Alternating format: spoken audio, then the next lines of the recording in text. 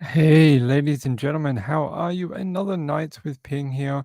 Oh, there's lots of people in the chat. How are you all? Did you have a good first day back at work today for most people? Yesterday was a public holiday for you. So, Danny Mitchell is here, the chat celebrity. How are you, Danny? Moonlight View, hello, how are you? Nana Lana, you're not visiting your baby goats or whatever you were doing? She was looking for a goat who was giving birth or on a webcam. Uh, yep, another Maria. How are you? Laurie. Hey, Laurie. How are you, my friend? Who else is here? Laura T. Jojo. Sherry Runs Late is here as well. As you guys can hear, I'm still not 100% better. DJ, hey, how are you? Good to see you, buddy. Peekaboo Cockatiel. Who's a girl? Amy. Shell Huffman. Everyone's here. Actually, we shouldn't be in a very happy mood today, and I'm going to...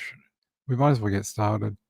About a few hours ago, it was about 4 hours ago, we got the update I think we all figured was probably coming, which is, isn't that a horrible thing to say in true crime?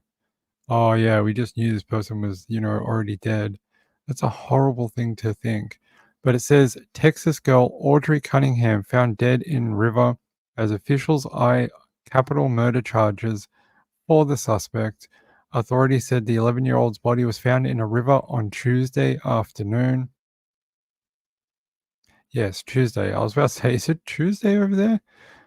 Yeah, it says here missing Texas girl Audrey Cunningham was found dead Tuesday afternoon. The 11-year-old's body was found in the Trinity River near US Highway 59 in Livingston, Polk County. Sheriff Byron Lyons confirmed Tuesday during a press conference. He says we will continue to process the evidence that has been gathered to ensure that there is justice for Audrey. Now, I'm going to play an update. It's not that one. And now I got to find it. Maybe it was that one. Hold on. Every time I click on a link, it reloads all the videos on it. Maybe it was that one. Hold on. There's a pretty decent video that has a good update on it. Might be this one. Nope. This one actually shows the area where they were at today. I will show you this. You guys can see this is the bridge that they were focusing on earlier. And you can see the police boats and the volunteer boats getting out of the water. You can see how many cars have got down there underneath the bridge.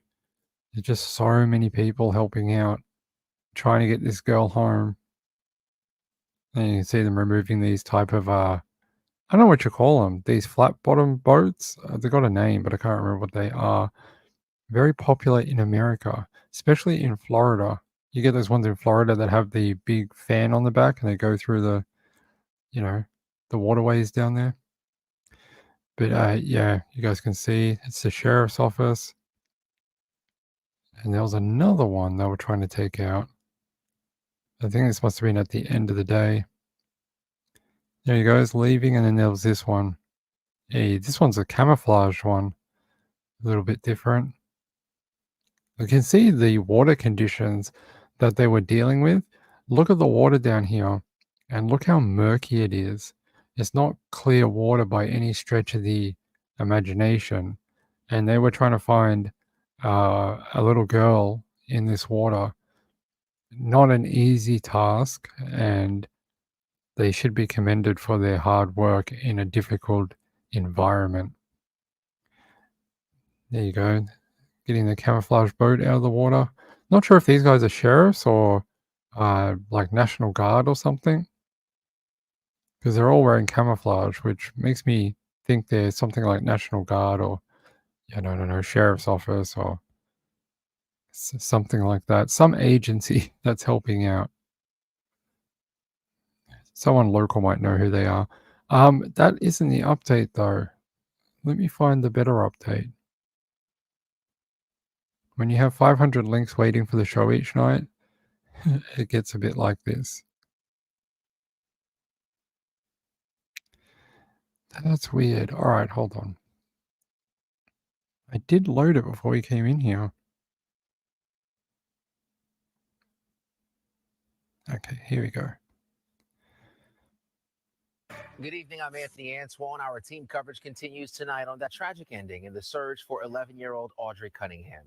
Her body was discovered just a few hours ago in the Trinity River under the US 59 bridge just south of Livingston. For days, authorities held on in hopes of finding her alive. We have crews in that area tonight. Our Dominic Keith is live outside of the DPS station where authorities updated the public on the recovery efforts. But first, we go to Abigail Dye, who is live from where Audrey's body was discovered. Anthony, it's just behind me in the Trinity River under the 59 bridge where officials say they pulled little Audrey's body out of the river. And this is some tragic news for this community. I mean, it's been days of this search and all of us were hoping that it didn't end like this, but it did. And my heart is just breaking for little Audrey's family right now. And like I said, just behind me in this river is where her body was pulled out of. The Trinity River Authority did lower the water level so officials could do a more thorough search. And around that time is when they found her today. And we're also told by officials that this is one of many locations that the suspect in this case now, Don Stephen McDougal, took them while he was being questioned. Now, they didn't say that he confessed to anything at this location, and they're not sure if little Audrey was killed at this location or brought here after. They're not sure if she was anchored down in any way, and they didn't release any information as to the condition of her body when she was found. But at this point, they are now turning this person of interest, McDougal, into a suspect, though he's not officially charged. The district attorney says that those charges are coming. At this time, we believe the appropriate arrest warrant is going to be for capital murder in the death of Audrey Cunningham. I understand that this is a very difficult time for Audrey's family and for our community.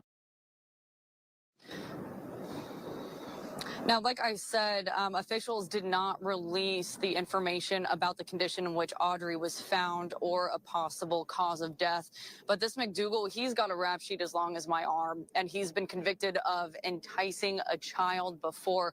We'll send it over now to reporter Dominic Keith, who's outside the Polk County DPS Center. She has more on McDougal and his background. Dominic. Yeah, what a heartbreaking way to end the Amber Alert, to have 11-year-old Audrey Cunningham's body found floating in the Trinity River this afternoon. Searchers have been desperately looking for the 11-year-old here in Polk County since... I don't know if she meant to say that, but did you hear her say floating in the river? I don't know if that's just a misspeak from the reporter, but I don't think the police had released anything like, you know, how she was found. Like, was she tied down? Was she weighted down? Like, was she attached to anything? Was she found on the surface of the water? That type of thing, which is very gruesome. But I don't know if that was just a misspeak by the reporter. So just don't think too much into it, I guess. Thursday, with the focus on the river and the Lake Livingston Dam. Now, little Audrey went missing on Thursday after her father's friend, Don Stephen McDougal, was supposed to drop the 11-year-old off at her bus stop in the morning for school, but she never made it. Now, McDougal has been extensively questioned by investigators since the little 11-year-old went missing. He is someone who's been in and out of Texas prison since 2003, and he has that charge for enticing a child, as Abigail mentioned, from Brazoria County in 2007 when he was sentenced to 2 years in prison. Now, McDougal was released from prison for this last time in September of 2022, and he lives in a camper on the Cunningham family property. And now that investigators say he's going to be charged with Audrey's murder, there are a lot of questions surrounding exactly what is the evidence and what led detectives to search the Trinity River. Through the cell phone analysis, as well as through our videos that we were able to collect, and some of the information that we received from him, we were able to pinpoint and said there were several points of interest that was turned over to us, so that we were able to develop. And thank goodness, and by the grace of God, one of those places of interest we were able to locate.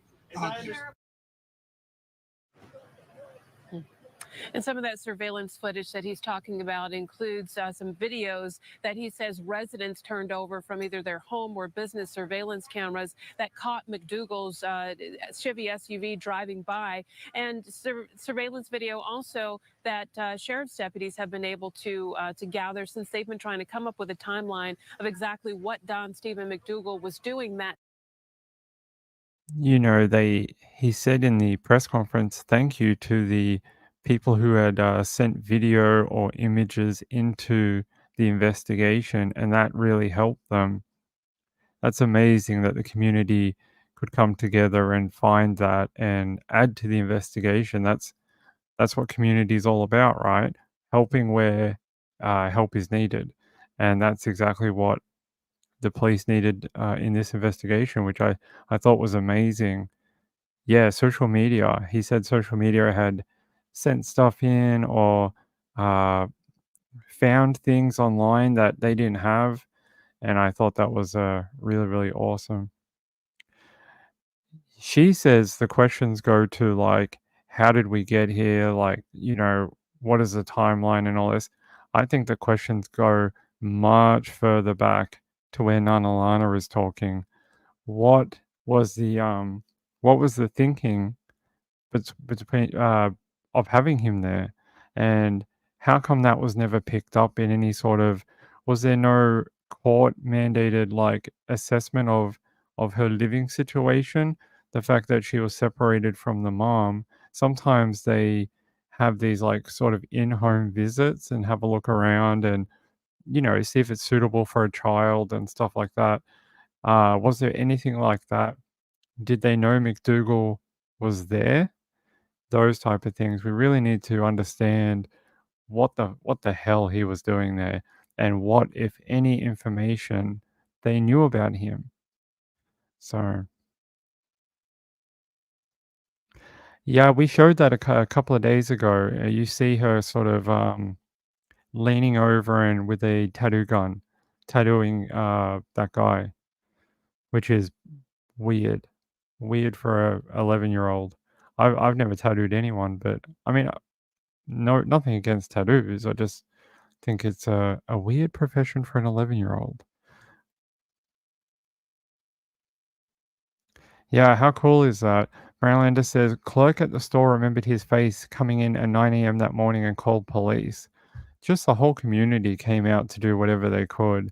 And and further, online sleuths, everyone sort of pitched in, and it was really cool of the police to actually acknowledge it, and that it helped. Yeah, I'll see if I can find it. Hold on. Let's watch the rest of this, and then I'll find it, okay? That day that little Audrey went missing, and the sheriff says all of that evidence came in very handy. Now, the sheriff says that they won't be able to release exactly how little Audrey died until the medical examiner releases that information. Her body has been sent to the Harris County Medical Examiner's office for an autopsy, and the sheriff says we'll have to wait on those results to find out exactly how and when she died. Reporting live in Polk County, I'm Damalie Keith, Fox 26 News. And tonight, we are also looking deeper into the criminal past of the man law enforcement plan to charge with Audrey Cunningham's murder. We spoke exclusively with Alec Bryan III, who Don Stephen McDougal attacked with a knife in 2010. And he says his experience highlights how dangerous McDougal can be. He got drunk one night. We threw him out of the house, and he come back with a knife and slashed tires and tried to stab me with a knife. And we actually watched that video yesterday about this fella. Apparently, he went out, or he worked with McDougal. They invited him back to his place. He got drunk and tried to stab him with a knife, and it was only because he had a gun that he actually backed off and went away from the property. And him, I mean, he definitely has a Jekyll Hyde personality, apparently, from everything I'm reading. Sometimes he could be very lovely, and then sometimes he could be a psycho. Yeah, he wasn't a good guy. Hey, Beezer Life, how are you? What a horrible, preventable situation. That's exactly right. It was preventable. Totally. And I just don't know. I don't want to be the person who comes down hard on a family who just lost a little girl, but then you go, how and when do we ask any questions? And I think maybe we might have to wait a little bit, but we'll find out more about the background, how the timeline works, and how that living situation worked. And if anyone knew, who knew what, that type of thing. Because that information about McDougal was out there. You could find it. I found it, and it wasn't because Audrey was missing. It was already on there. Some of it dated back to like 2005. I mean, yeah. If you have kids, you just got to be so protective of your children. Treat everyone like they're going to hurt your child if they're a stranger, and filter out the bad people. That's what you got to do for your kids. I don't even have kids, and I'm angry about this. Like, it just feels like a I don't know, like a mistrust of a situation that led to this that probably should have been handled differently, if that makes sense to everyone. I'm sure tomorrow they're going to call another press conference when they submit those charges, if they haven't already. I don't think they have. I think they said tomorrow. Let me check. Charges. Oh, it's in progress. Okay. Oh, no. Here we go. They're saying he has been charged? Okay, they've done it now. I know when they said before, they said earlier it was in the progress of being done. I'm just checking what this says.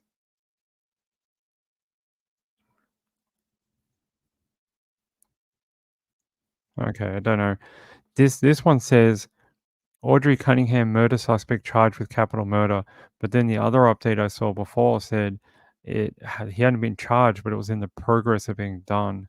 So I don't know which one is actually correct.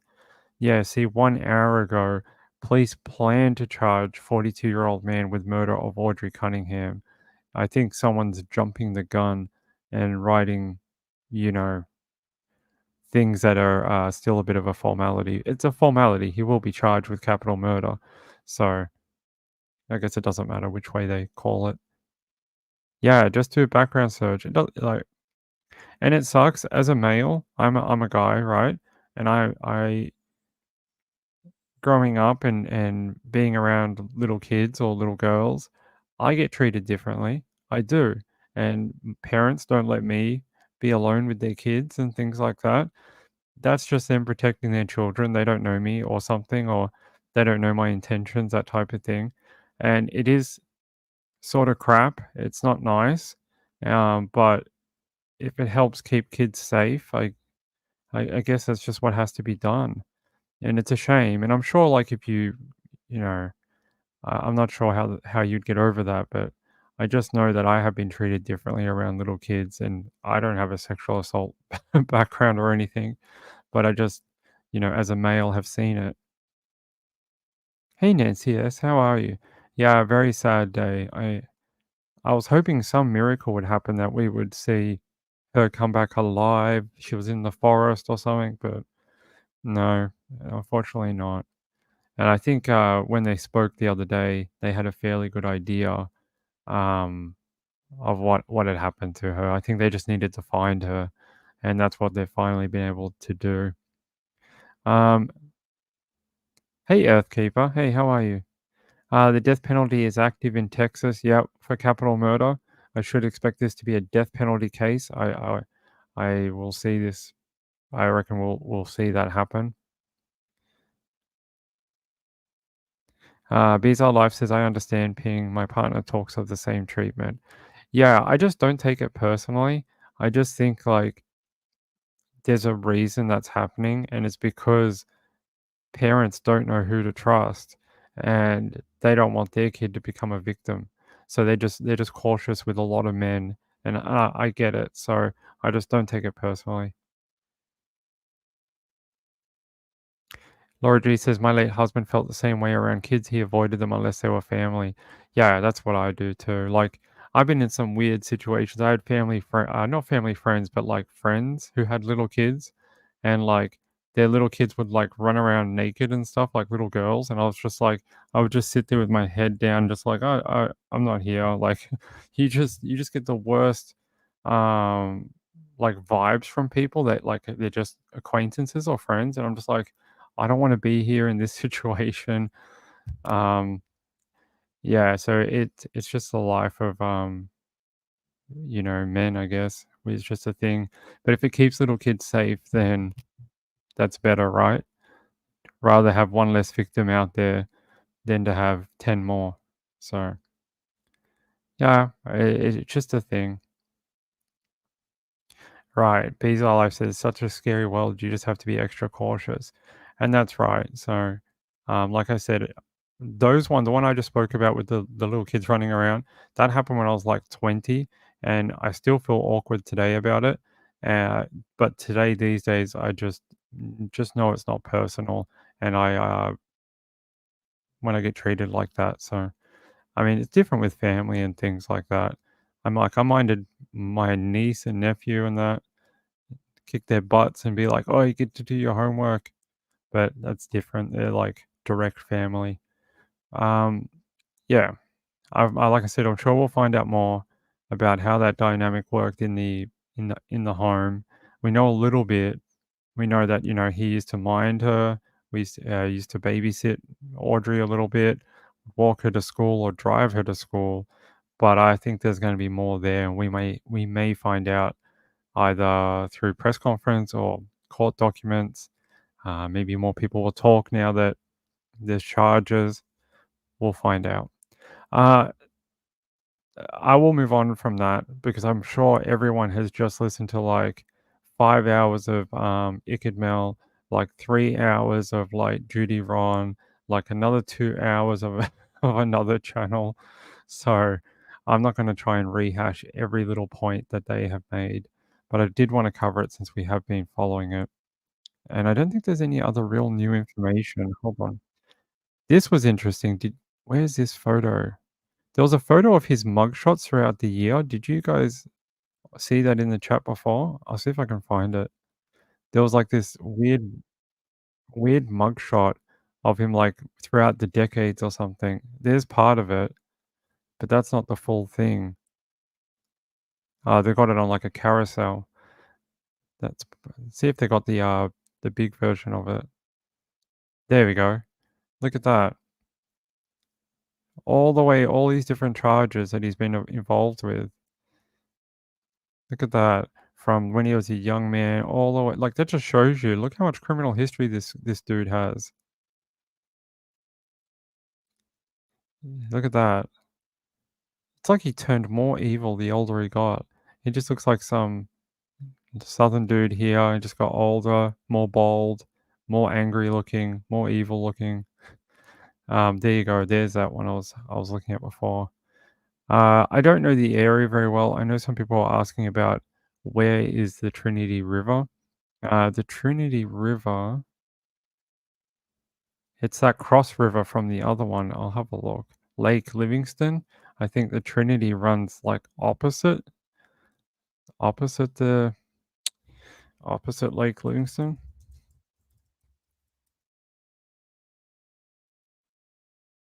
Let me have a look. Maybe I'm not using the right word. Not opposite as such.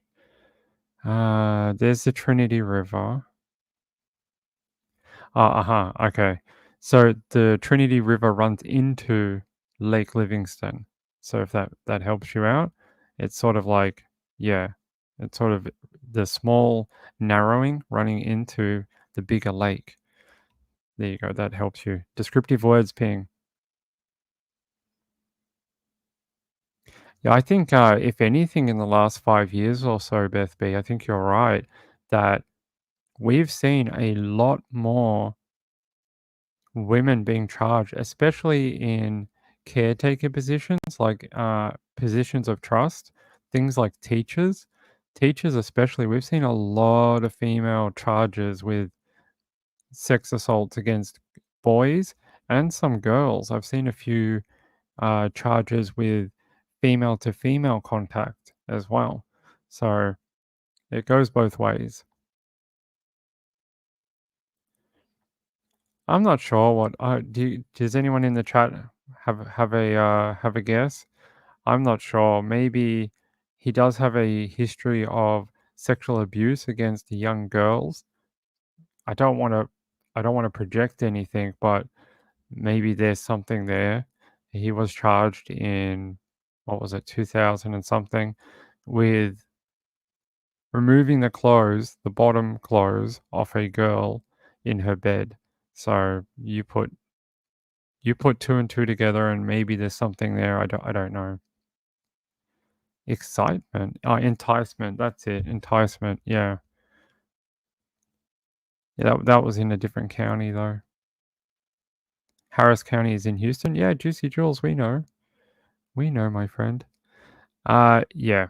So we if you watched the late show last night, we actually read out the entire like court summary from his earlier charges from years ago, and it was pretty startling what he did to that little girl. Really frightening if you were that little girl at that age. I mean, this bloody ogre of a man, he should join his friend, the Long Island serial killer, and they can be the Ogre Brothers, because that's what they look like. Shell Huffman said, "Psychos do not need a motive." Yeah, what's that saying in true crime? The people with a motive are the ones you shouldn't be that scared of. It's the ones who kill with no motive are the ones that you should be afraid of, or something. It sounds better if you have the actual saying, but there's sort of like a thing in true crime that, the ones without the motive that kill for, just cause, they're the ones you should be really afraid of. For sure. I think they do that anyway because he's going to be facing either death penalty or life in prison. They'll put him on suicide. Can't say that word. They'll put him on the S watch, and he'll be in solitary and secure for at least a period of time. Who knows how long? It could be the entire court process. It could be a couple of months. But due to how serious the charges are, he will be. Beth B. Oh, she just said she agrees. Okay. So, all right, let's move off Audrey. Very sad. I really was not hoping that she wasn't dead. I was hoping that really was a misspeak the other day, and that she was going to be found wandering the bush, or yeah, I know it sounds silly because they were searching water, but you never know. We've had girls that have come out of houses after 25 years and been alive, so you never really know. I want to talk about the other big story, which is the one out of Australia. We talked about it yesterday. A love triangle gone wrong. It is heating up. This has really heated up overnight. Story has really come alive in the last 12 hours, and it started to solidify what happened. Yesterday, we didn't really know. It was sort of like there was a guy dead, there was a woman dead, and a child dead, and a man went to hospital with injuries. And we were all like, oh, how does that work? It can't be a family annihilator type thing because, there's two men. How does this work? And then we found out it was a potential love triangle. And it says, Taekwondo instructor arrested after family found dead in Parramatta and Baulkham Hills. Police allege Taekwondo instructor strangled a woman and child to death inside a martial arts studio before he travelled in her car to Sydney's northwest, where he fatally stabbed the woman's husband. Police allege Taekwondo instructor Kwang Kue, I can't pronounce his name, but he calls himself Master Leon or Lion. I like to call him Leon because it takes his sort of energy away from him, but I think it's Master Lion. Master Lion underwent surgery to his hands and arms on Tuesday night. He presented at a hospital with very serious cuts to his body, chest, arms, and hands. He was arrested when he awoke from surgery and is now being questioned by police. He is expected to be formally charged sometime today. On Wednesday morning, homicide detectives set out how they allege Min Cho, her husband Stephen Cho, and a 7-year-old boy died. Here's a photo of all three of them here. Unfortunately, in Australia, the media blurs children violence victims, so we can't have a photo of the child. It protects his privacy as a juvenile. Here's the parents that both died, unfortunately. Police found Mr. Cho, 39, stabbed to death at his Balcombe Hills home after concern for welfare was reported at 10:30 a.m. on Tuesday. A couple hours later, officers found Mrs. Cho, 41, and a 7-year-old boy strangled to death at Lyons Taekwondo Martial Arts Academy. Here's Mr. Lyon here, and here's another photo of him looking like something out of the Mortal Kombat video game. They're saying that they think it's some sort of affair that went wrong, possibly. Prior to police finding the three bodies, it is alleged Mr. Yo, or Mr. Yu, 49, presented to Westmead Hospital with stab wounds to the chest, arms, and stomach. He told police he'd been attacked in the car park of a supermarket on Church Street in North Parramatta. Then he said he was attacked in Westfield in Parramatta too. So his story has varied in like one day. Following extensive inquiries about 11:30 p.m. Tuesday night, Strike Force detectives attended Westmead Hospital, where a 49-year-old man was placed under arrest. The man remains under police guard in hospital receiving treatment for his injuries and is expected to be charged at some stage. Here's another photo of Min Cho with her husband Stephen Cho and Cho's mother. And here's forensic police at the Taekwondo studio of Mr. Leon Lyon. They're saying what we allege and from the information provided is that a woman and the child were murdered at North Parramatta at some stage after 6:30 p.m. on Monday. We'll allege that the 49-year-old man who is in hospital has traveled to Balcombe Hills and has confronted with the 39-year-old man there, and as a result of that confrontation, he's been stabbed to death. Police allege Mr. Yu used Mr. Cho's white BMW to drive himself to Balcombe Hills, where he confronted Mr. Cho. He then used the same car to drive himself to hospital. And here's a forensic tech putting all these little stickers everywhere. I don't know what they mean. They probably mean fingerprints, maybe, like different samples to take or something. That's a lot of stickers. It's a lot of forensic stickers. And it says here, the principal of the child's school wrote to parents in the aftermath to inform them of the tragic death of an unnamed student and 2 adults, confirming extra counseling would be available for staff and students at this very difficult time for our school community. Police are now investigating the circumstances surrounding all 3 deaths, so the school also, for privacy reasons, is unable to provide more information about this very sad situation. On behalf of the school, I offer the family and friends of the 3 deceased our sympathies and condolences for their immense loss. The principal also advised families that the traumatic event would be reported in the press and social media, prompting the school to offer additional counseling to all students impacted. So that's the latest update as of today. I do have another update. Hold on. Where are you? Here.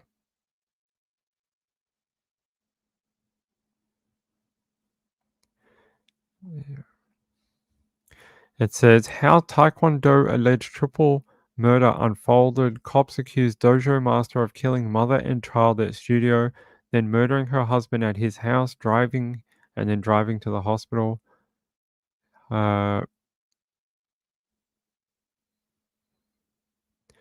So apparently during a press conference Wednesday, Homicide Squad Commander Danny Doherty said Yu allegedly attacked the mother and son after class on Monday. He then took Mr. Cho's white BMW and drove it to her Balcombe Hills home, where he allegedly killed her husband. And then he drove himself to hospital to get surgery. It's nice that he thought of himself. I just killed 3 people, but I definitely need surgery. Let me drive myself to a hospital so I can get better. He's a very thoughtful individual. Detectives are believed to be probing the possibility of a love triangle and whether Yu was romantically linked to Miss Cho and if their relationship had recently soured. Commander Doherty said police are still trying to establish the relationships between Yo and Cho family, or the Yu and Cho family, adding it is too early to determine a motive. They said we'll endeavor to get more information as the investigation progresses. It's interesting that they didn't provide the news conference. Hold on. Let me see.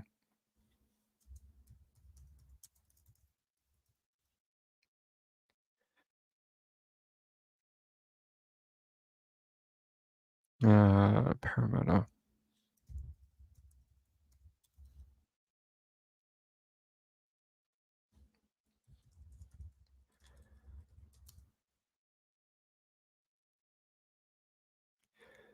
Doesn't seem like they... Let me check the ABC. Let me check. Sometimes the ABC has it. Yes, we do have it. Morning, Detective Superintendent Danny Doherty, Commander Homicide Squad, State Crime Command. I'm here to talk about the triple homicide that occurred over the last couple of days, and the investigation was taken over by the Homicide Squad yesterday. As an update, a man has been placed under arrest in hospital overnight following the discovery of 3 bodies in Sydney's northwest yesterday. Just to recap, about 11:50 p.m. on Monday, the 19th of February, 2024, a 49-year-old man presented himself to Westmead Hospital, suffering from apparent stab wounds or slash wounds to his chest and arms and stomach. Officers attached to Parramatta Police Area Command attended the hospital, commenced an investigation where the man told police he had been attacked in the car park of the supermarket on Church Street in North Parramatta early that evening. Just before 10:30 a.m. yesterday, Tuesday the 20th of February 2024, officers attached to the Hills Police Area Command were called to Watkins Avenue in Baulkham Hills following a concern for welfare report. On arrival, police located the body of a 39-year-old man who appeared to have suffered several fatal stab wounds. About 12:30 p.m. the same day, yesterday, officers attached to Parramatta City Area Command located the bodies of 41-year-old woman and a 7-year-old boy at a sporting academy at Daking Street in North Parramatta. The woman and the boy appear to have died as a result of injuries inflicted during an assault. Local police commenced initial inquiries before State Crime Command's Homicide Squad took carriage of the investigation under Strike Force Banara. Crime scenes were established and examined by forensic police at both locations. Following extensive inquiries, about 11:20 p.m. last night, Strike Force detectives attended Westmead Hospital where the 49-year-old man was placed under arrest. The man remains under police guard in hospital, receiving treatment for his injuries, and is expected to be charged at some stage. Happy to take questions. What did the 7-year-old, are you able to determine how the 7-year-old boy died? What we can say is the 41-year-old woman and the 7-year-old boy were, or what we're going to allege, they were subjected to an assault. We'll allege it was murderous intent and they died from their injuries. Did that assault occur inside the sporting academy? Yes. So what we will allege, that both the boy and his mother were killed inside the martial arts centre sometime between 5:30 p.m. and 6:30 p.m. You know, yesterday they were saying that this could have, the little boy could have been strangled, but it now says it's an assault. Now, I also read that they were bashed to death. So there seems to be some sort of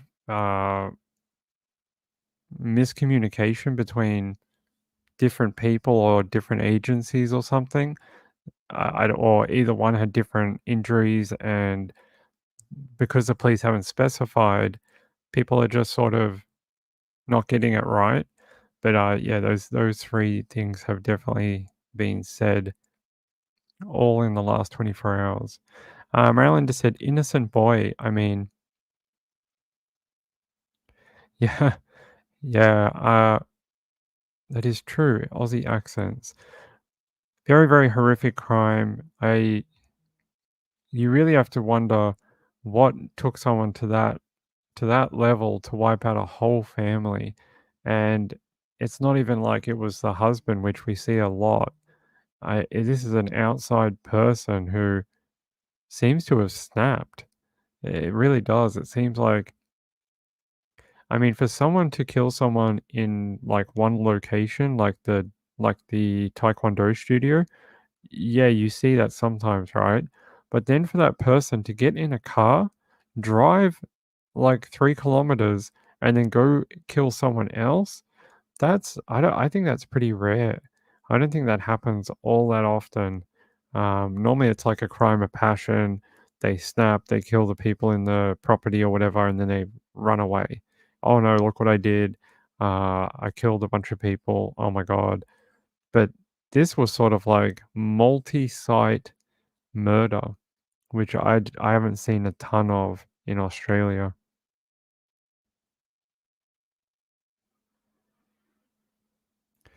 Okay, Trish, thanks. Thanks for letting me know. Just letting you know, there probably will be no late show tonight. Yeah, there'll be no late show tonight. Just because I think, judging by some information I just got, there'll be no time. There'll be no time to do such a thing. All right. Let me see what else I have about this. Let me see what else, if there's anything else on here about it. About Mr. Lion. Very, very, very awful. They seem like a lovely family. Like, what a cute young family with the wife and the dad and the baby and the little boy. He's not a baby, he's a little boy. I think this will develop their big, motive, whether they can prove there was any sort of love triangle going on. And if not, if they can't develop that, then what? What was the motive? That'll be, interesting. So here you can sort of see the distance. A woman and child were found here, and the male was found up in this property up here, his property. So it's quite a distance. It's not just like 1 minute away or next door. Yeah, here was the text message that people were talking about. Due to injuries resulting from a car accident this morning, Master is currently in hospital. Therefore, Taekwondo classes will be temporarily suspended starting today. But there was no car accident. The injuries were self-inflicted. One mother admitted she knew it was clearly not a car accident when I saw all the police outside the studio when I went to pick up the kids from school. Oh man. There's the Taekwondo studio all taped up. Apparently the bodies had been in there, visible to people from what I read. Apparently walkers by also noticed something weird and reported it to police. I'm not sure if they were on full display or people just saw something suspicious or something, but there were some calls to police apparently. There's that text message. Hello, this is Lions or Leons Taekwondo. Due to injuries resulting from the car crash or car accident this morning, Master is currently in hospital. Therefore, Taekwondo classes will be temporarily suspended starting today. For parents who applied for after-school pickup, please pick up your child directly from today. We sincerely apologize for any inconvenience caused. And then this lady or person down here said, is Master Lion okay? I just went past the center and police are everywhere. And then he replied, yes, I murdered a bunch of people. Sorry about that. I'm sorry about the congestion. No, he didn't say that. But I'm not sure what she expected them to write back. Like, that's really the only answer. Yeah, I don't think she was getting a reply from anyone, was she? It says black plastic placed across all windows facing onto the main street to hide the grisly scene inside the studio from bystanders. Forensic officers were also seen scouring an alleyway at the side of the Academy building where locals said they had been told a body had been found. The front window of the Balcombe Hills townhouse was also smashed, with shattered glass sprayed onto the concrete outside. Homicide Squad has taken over the investigation. The investigation continues. Wow, what a story. It really is. Someone left a comment yesterday asking if there was any more information about Samantha Murphy. Not really, unless it happened in the last 10 minutes and now I'm missing breaking news, but I will have a quick look. No, but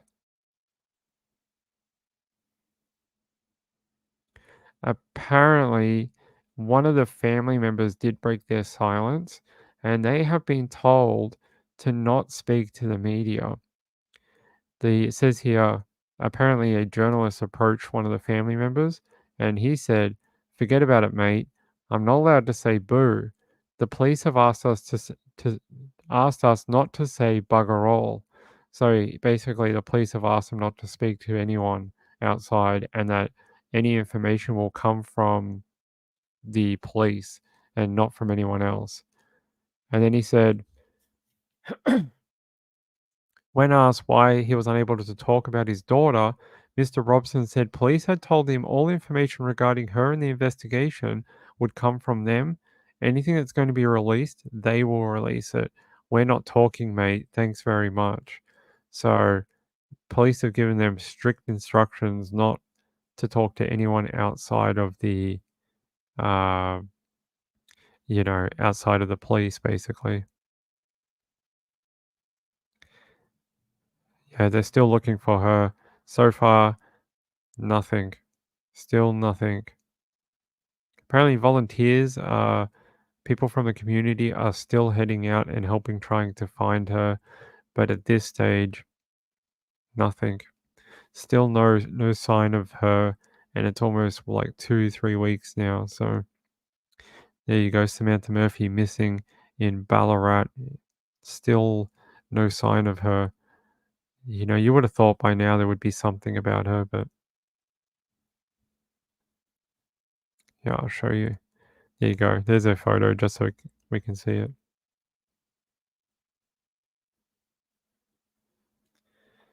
That other one was his. This one is his. That's him there. Hold on, guys.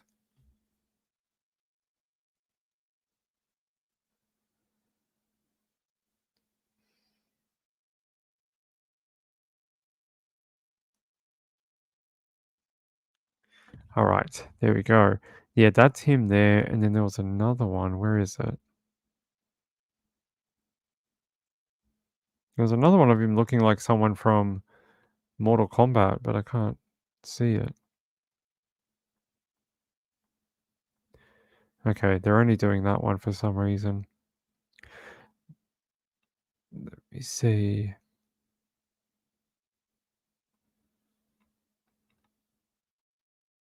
Here. There's another one of him there. I don't know what that is. Some promo type thing or just some sort of gym workout type photo, but he sort of looks like, someone from Mortal Kombat.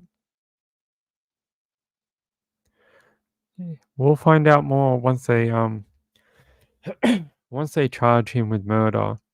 We will find out a lot more. All right, let's move on. We've got a lot of stories to get through tonight, and we don't have a lot of time. And with no late show, we've got to squeeze them all in. All right, where's our next story?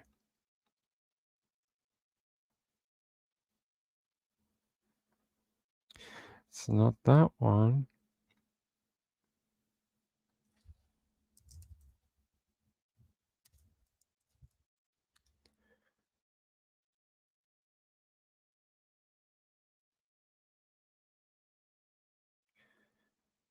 It says in mother of baby Skylar, who was found dead in a Phoenix airport trash can 19 years ago, is arrested.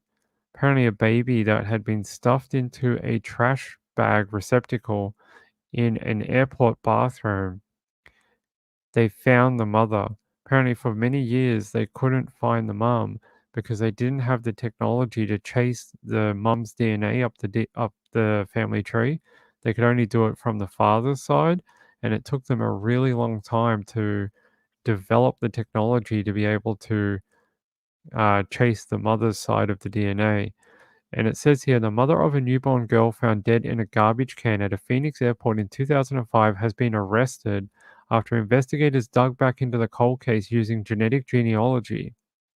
The infant, called baby Skylar, was found deceased, wrapped in newspaper and a white towel, and stuffed into a plastic Marriott hotel bag in a Phoenix Sky Harbor International Airport women's restroom on October 10, 2005. For years, investigators searched for suspect in baby Skylar's death. 19 years later, police have identified a suspect, the baby's mother, Annie Anderson, 51, of Washington State. Now, we're waiting on a extradition, so I don't know if we have a photo yet. I'll check in a second. Baby Skylar's death was ruled a homicide by suffocation. The local medical examiner ruled at the time of the incident. The evidence on scene indicated that the birth likely did not occur at the airport, and the bathroom was where the baby was abandoned by the suspect or suspects. So she may have given birth in her hotel room and took the baby with her, and then I don't know, killed it in the airport bathroom, and then got on a flight and left the state. And she got away with it for almost 20 years. And then today they have charged her. It says DNA evidence collected at the scene was identified as belonging to the mother of the infant. It was put into the FBI's Combined DNA Index System, also known as CODIS, which is a database of DNA profiles from convicted offenders, unsolved crime scene evidence, and missing person cases.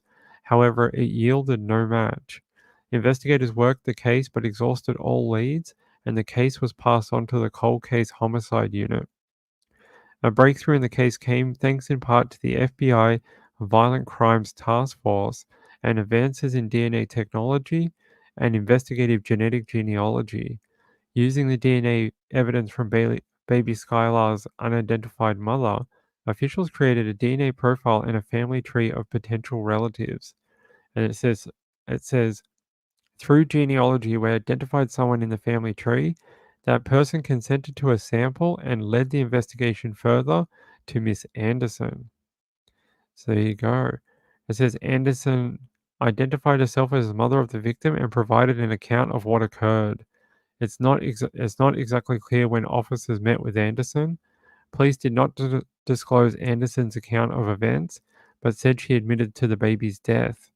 She was arrested in the homicide of baby Skylar and is in Washington awaiting extradition to Phoenix. It's not clear Tuesday afternoon if she had obtained any legal representation. Hester said Anderson had been at the airport for a real estate boot camp trip in Phoenix when the incident with baby Skylar occurred. Lester said Anderson is believed to be the sole suspect. He said police know who the father of the child is, but based on the totality of the investigation, we have no reason to suspect he has criminal culpability. No date has been set for her extradition.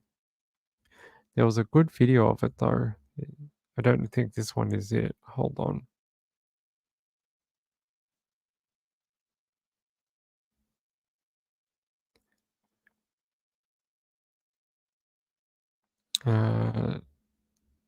No. Hold on. Let me find the better link for you.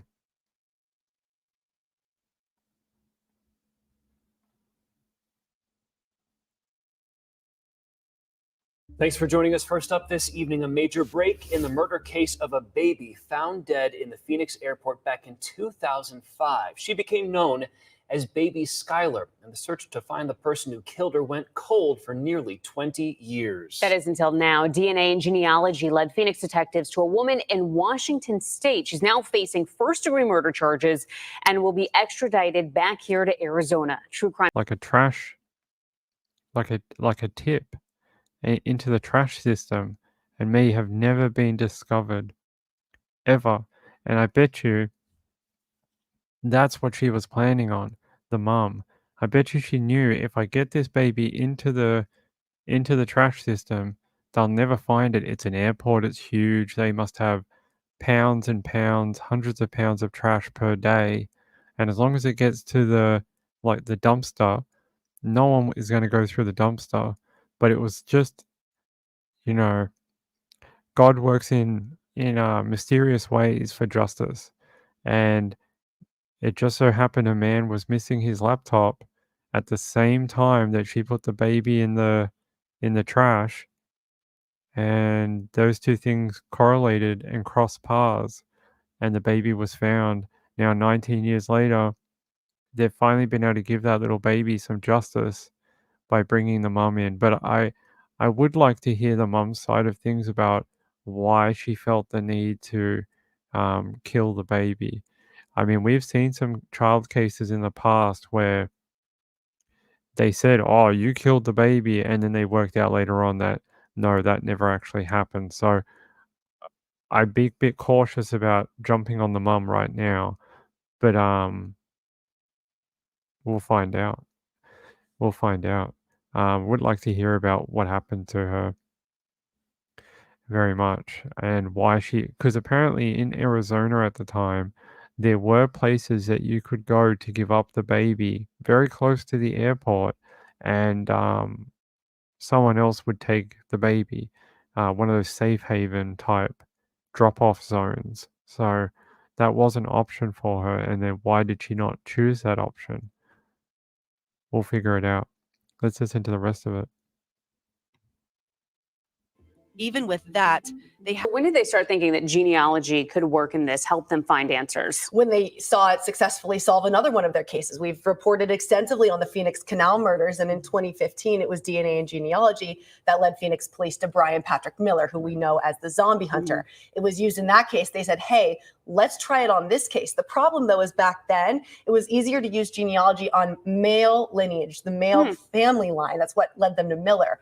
Problem in this case, you have a baby who's a girl and they're looking for the mom. So they couldn't do it with the female DNA at the time. It took some years to pair up with a company that could do that and actually create that composite. Now, I don't know what family member they matched this to. We have a lot of questions about what happened in these years behind the scenes and how we got to this point. I'll definitely be asking those questions tomorrow. I just keep going back to, what if no one had lost a laptop that day, which is what.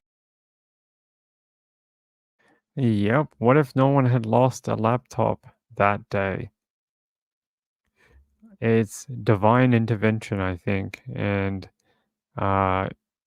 you just have to be, I don't know, thankful it happened. And at least that little baby will get some justice. And maybe mum also will get to tell her side of the story and release some weight from her shoulders. I'm sure that woman probably felt like the world has been on her shoulders for the past 19 years. So until we hear her side of the story, I'm not going to judge her too harshly, but I just want to know why she did it, or why she felt the need to do such a thing to a baby. We'll find out. She's going to be in Arizona in the next couple of days, and we will get more information as soon as she is booked in and charged. We'll get a photo. Now, there was a photo floating around a couple of hours ago, but interesting enough, I went back to the same search results and it's gone. So I don't know, maybe that girl is not maybe someone released a photo of a woman who matches the name and age, but it's not the right woman or something like that. But we will get a mugshot tomorrow. So let's.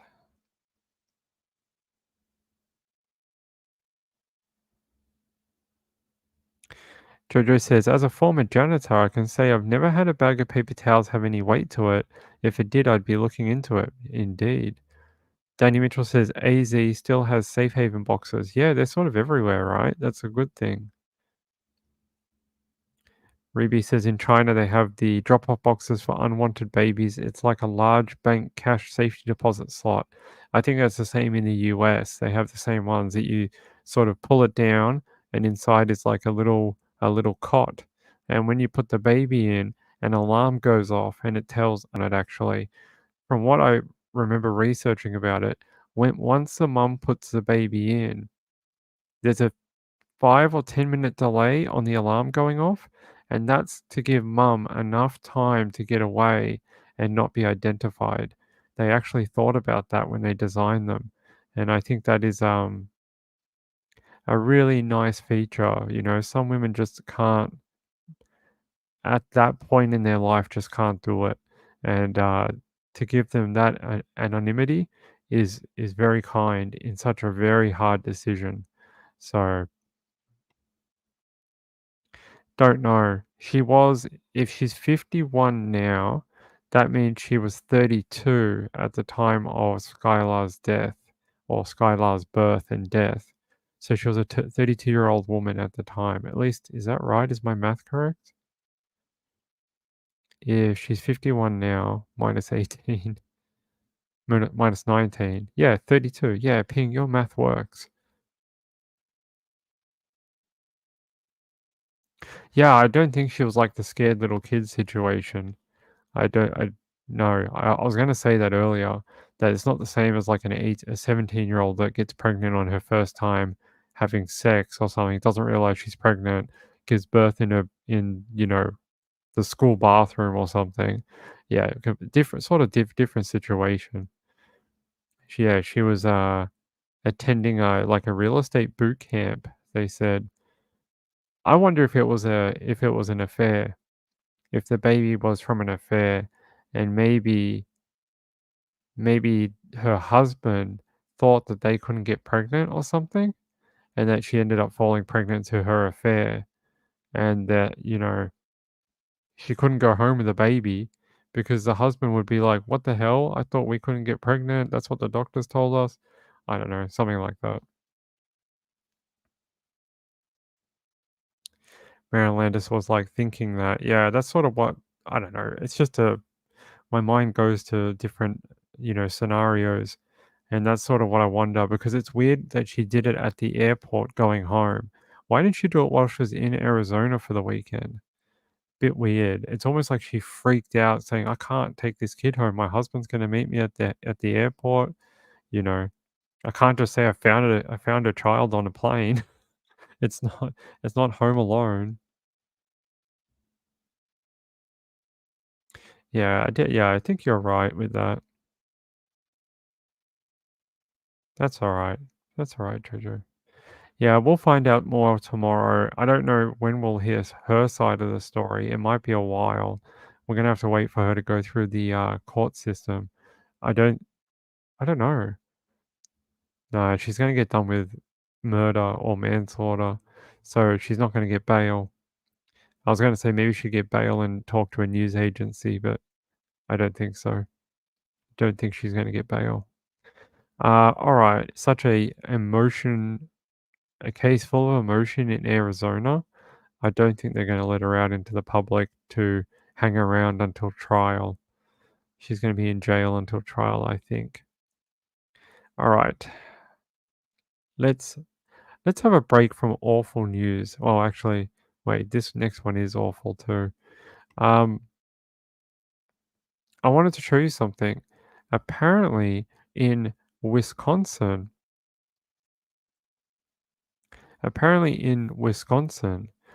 there was the very first tornado in February. Did you all hear about this? I'll show you. I can't play the audio on this one, but look at this. This tornado, first tornado ever recorded in Wisconsin history in February. and I'll show you a video of it if I can get it. Yeah, look, there it is. That's a pretty big tornado. It's a very very vigorous, big ass tornado. Lots of lightning. Took this guy's roof off. So it wasn't on the ground for very long, you can tell. And it ripped off someone's roof, and there you go, lost half his roof of his home. And it threw a bunch of tractors and a shed and a grain silo. And it's still like, is that snow on the ground? Yeah, there's still snow on the ground. And they've got a tornado, high-end EF2 tornado. First one in Wisconsin history.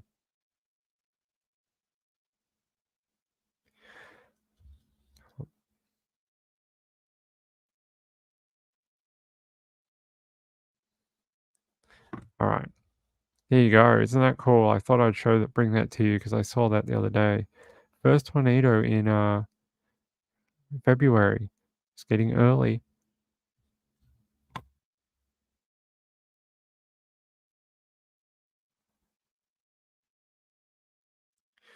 All right. Lux, I'm sorry to hear about your sister, by the way. I don't know. I hope things get better for you and your family. I really do.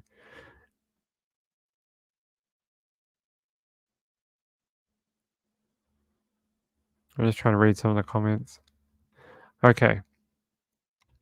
Let's move on. I don't think I have any more.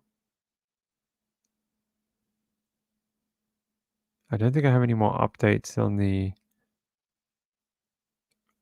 Taekwondo murder. I don't have anything on Audrey, just the info that we spoke about earlier. I know a lot of people are super hyper fixated on Audrey's case, but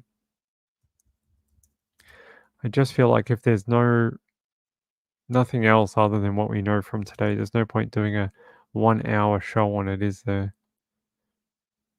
Unless you guys wanted to watch the entire press conference, and I think everyone's had that rammed down their throats for the last.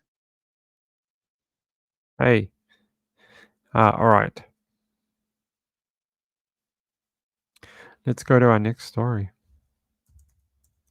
Yeah, I'm sorry about no late show tonight. Trisha's going to do quite a long show tonight, and there'll be no time to slot one in, unfortunately. Oh, that's right. We have an Amber Alert. That's right. There's an Amber Alert, a new Amber Alert.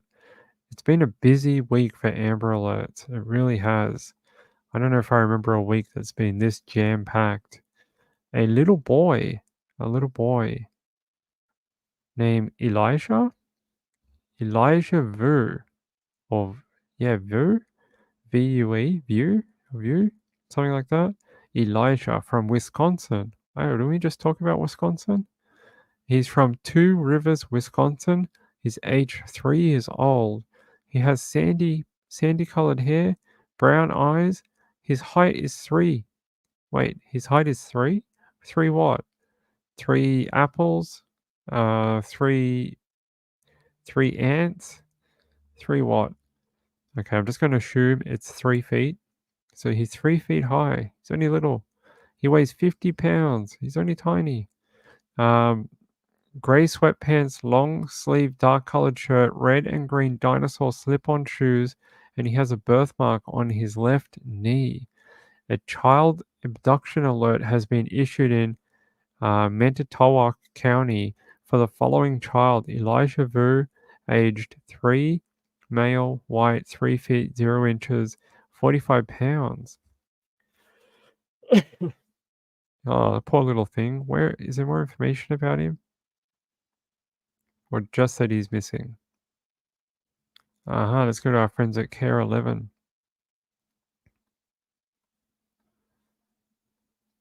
Here we go. It comes from the Wisconsin Department of Justice. It has announced a 3-year-old boy. No, it doesn't really say anything else, just that he's missing and they're Before we go, just a quick heads up before you unload your next donation box to Goodwill. They don't take live grenades. Okay. That was weird. There you go. There's a photo of him. For the most current information, go to the Amber Alert. What a cute little kid. It's interesting that it came from the Wisconsin Department of Justice. Does that mean... the Wisconsin Department of Justice says a caregiver last saw the child at home around 8 a.m. with no other family or friends in the area. The boy is 3 feet tall, weighs about 45 pounds. That doesn't sound good. No other family or friends in the area, and he was last seen at 8 a.m.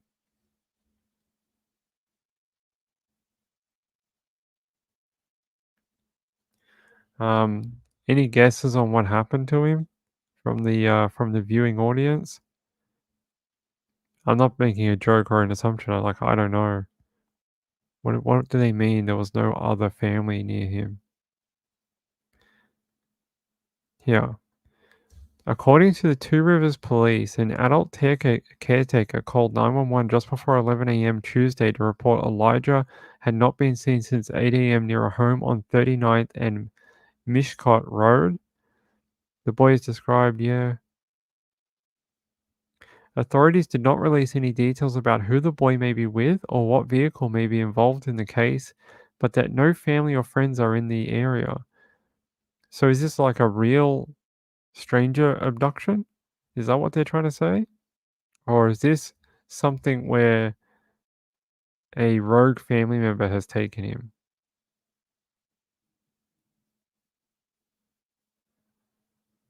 Any idea from the viewing people? I don't know. I think that's a very weird choice of words for them to say. There's no videos on him. Elijah Vu. Let me check Twitter. Copy. Let's see if there's anything on the Twitters about him. Let's see. Come on, search function.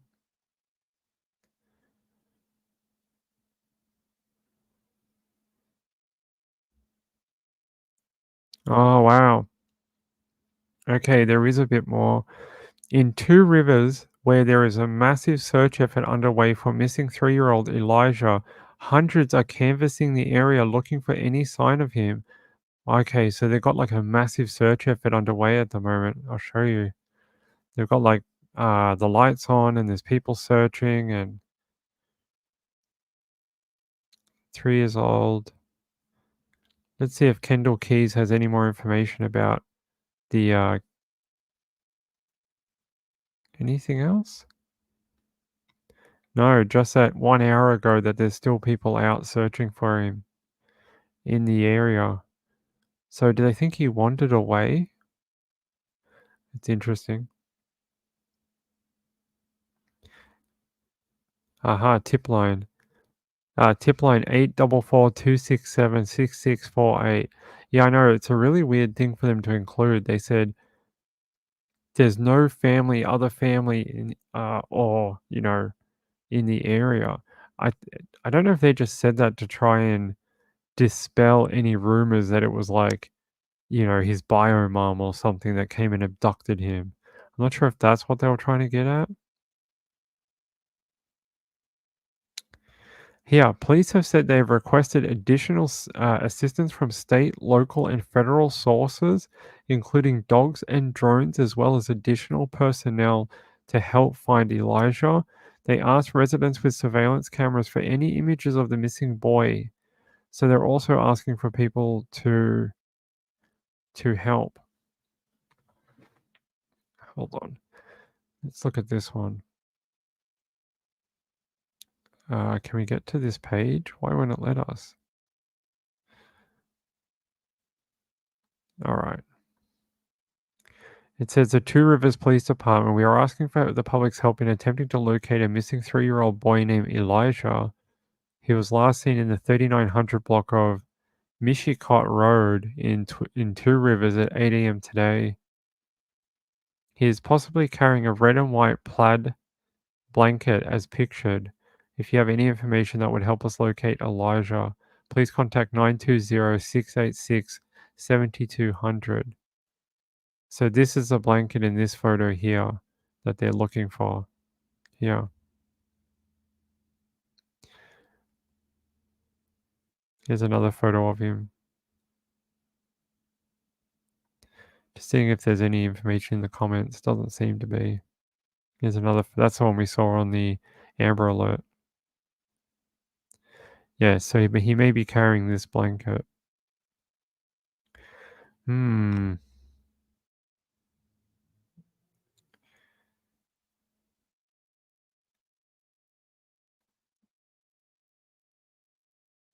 Apparently there's quite a lot of wooded area near where he went missing.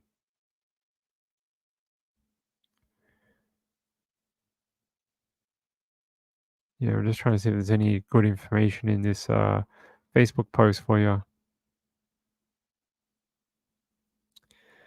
They said, why was there such a delay in announcing this? Last seen at 8 a.m. It's 1 p.m. now when they announced it. They said, a person in the area said they didn't start knocking on our apartment door until 11:30. Well, they did. We read in the article they didn't report it until 11 a.m. or around 11 a.m.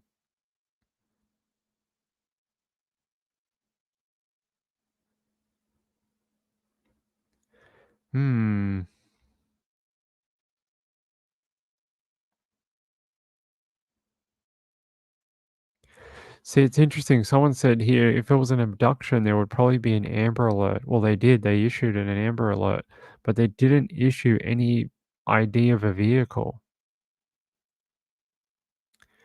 And someone says here, DV alert, DV situations may withhold an Amber Alert, but they did put an Amber Alert out for Elijah eventually. I don't know. We'll have to keep an eye on it for a little Elijah. It doesn't say if he's special needs or anything like that. It doesn't say anything like that about him.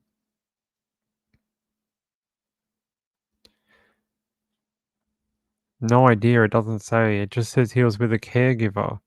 It doesn't say mother or brother or anything. Yeah, it could be a babysitter. It could be. Maybe he got away from his babysitter. How horrible would that be? That'd be terrible. She must be beside herself if it is a babysitter.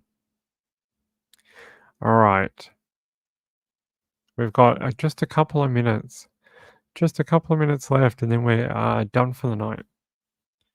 I want to thank my friend Beth B. She sent in a donation during the show tonight. She says, thanks for the varied case discussions. I also enjoy worldwide weather talk. Well, I'm glad you enjoyed the varied cases I bring you here on this channel, along with sometimes a little sprinkling of weather news. I'm glad that is something you enjoy, and I try to keep it interesting. I just feel like sometimes by the time we get to 9, 10 o'clock at night, people are so burnt out on the story that has dominated the airwaves during the day. So it's been Audrey, and I'll cover it a little bit, but then I feel like people are just going to get bored if we do a 1 hour and a half show just on Audrey, which she deserves that. But I just mean, I would like people to be fixated or attentive to the stream too. And I don't want to just rehash the same information over and over and over again. I don't know what that doesn't really do anyone any good. All right. I think we're going to start wrapping up for the night. I really appreciate everyone being here. If I hear anything else about the Taekwondo, I will definitely let you know.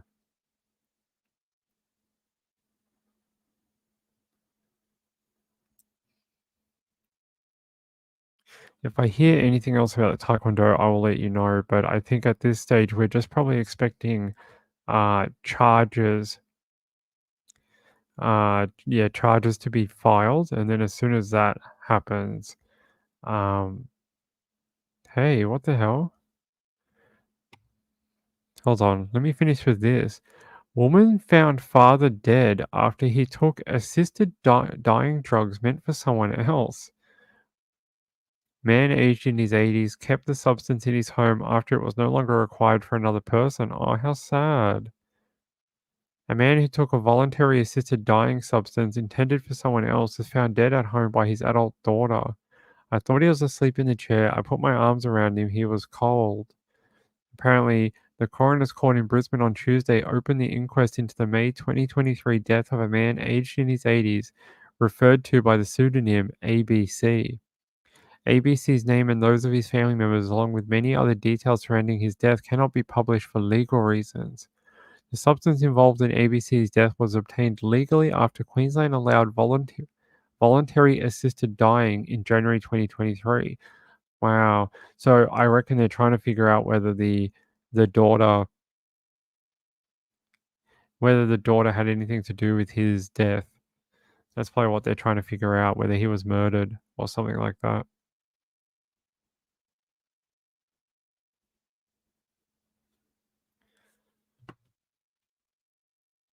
He was, yes, he was. I'm going to keep an eye on this inquest into this 80-year-old man because I do want to know whether maybe they are maybe they're trying to figure out if it's not what she says it is. Like it says a man took a voluntary assisted dying substance intended for someone else. But maybe that's not the full story. Maybe that's why they have called a coroner's court for it. So it says they must nominate a person who will be legally required to return any unused or leftover portions of the VAD substance within 14 days. Apparently, ABC kept the VAD substance in his home after it was no longer required for another person.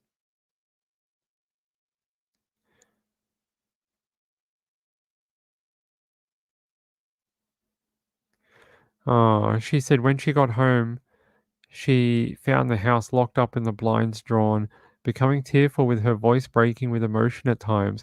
The woman said her husband told her there was an open box on the kitchen table. She said, I immediately knew it was the VAD. O'Connell asked women if anyone had thought to have a medical professional collect the VAD substances, as ABD was temporarily unable to leave his home. In hindsight, I didn't even think to ask, the woman said. Queensland Health's VAD staff were aware that the substance was due to be returned, and ABC said he would do so when he picked up his other medication. So time was running short, that he wouldn't have the chemical anymore, and he decided to take it before returning it. Yeah, I guess if he felt like that was what he should do. He probably didn't want to keep getting older and being a burden to his daughter, or he already felt like he was a burden to his daughter and was infringing on her life. So he decided to take it. I mean, he probably felt like he had more honor doing that than to continue. Yes, I agree. It is beyond heartbreaking that he felt he had to make that choice before the chemical was returned to the government. That is extremely sad. I will keep an eye on that inquest, though, and if we hear anything more, I will let you know. And I'll keep an eye on the Taekwondo and Audrey's thing, too. And Samantha Murphy. And 20 other cases that we're keeping an eye on. That's a good point. I hate mornings. Yeah, why else would he have it? Unless it was like a good friend or something like that. You may have a point. Maybe he missed his wife a lot, which was more than understandable at 80 years old. All right, we're 2 minutes out. I'll let you guys go. Have a great night. And there will be no late show today. I will see you tomorrow night at 9 p.m. Enjoy your extra long show with Trish. Thank you to everyone who supports the channel. I love you all. And thanks to Moonlight View for being here tonight. I appreciate it. See you later, everyone. Good night.